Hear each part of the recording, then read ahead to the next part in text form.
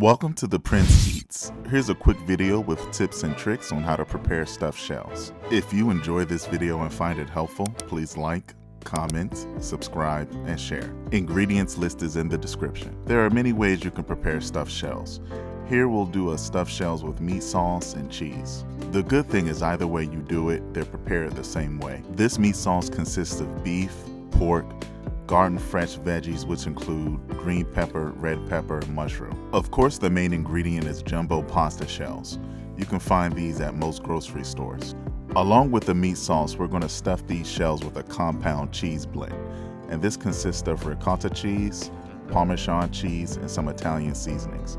I'll list those ingredients in the description. Once you have your meat sauce and compound cheese prepared, grab your baking dish. If you're not accustomed to dealing with hot ingredients, I recommend allowing the meat sauce to cool. Grab your cheese blend and put it to the side. So we all know the first step in this process is to boil the pasta shells. That's the easy part. The second thing that you want to do is take your meat sauce and layer the bottom of your baking dish with that meat sauce. You just want a relatively thin layer. The next step in this process is to take a handful of your shredded cheese and layer the top of that meat sauce with the shredded cheese. You don't want to go in too thick because again, this dish is going to be loaded with cheese.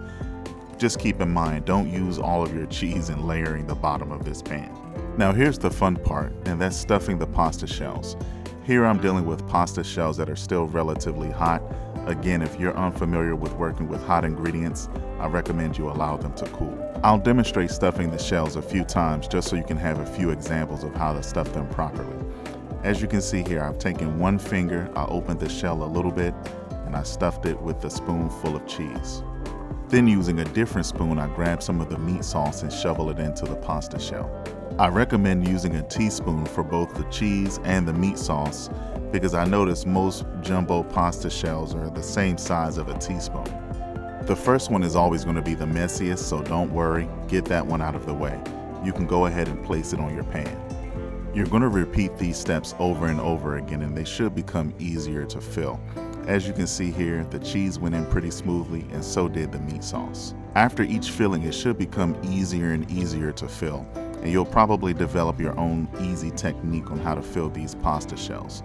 But really what you want to keep in mind, don't fill them too full, because again, you don't want them overflowing during the baking process, and at the same time, you want each pasta shell to have some kind of uniformity. So in essence, what I mean by uniformity, if you're baking this for family members or friends, you don't want some of your pasta shells to have more cheese and others to have more meat sauce.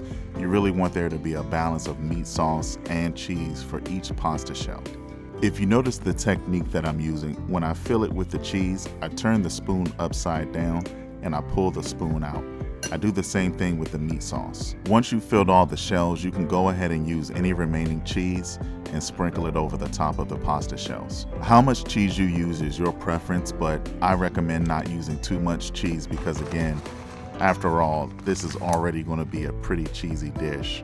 You don't want to overload it with chopped cheese. Here's another tip. Take some of the remaining meat sauce and dump spoonfuls over the pasta shells.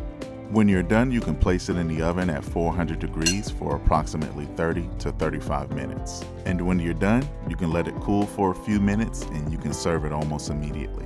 And because the consistency of my meat sauce is thick, none of these pasta shells come out runny. All that's left to do is top with more cheese or parsley. Dinner is served. Visit theprinceeats.com for more simple and easy meal ideas just like this one.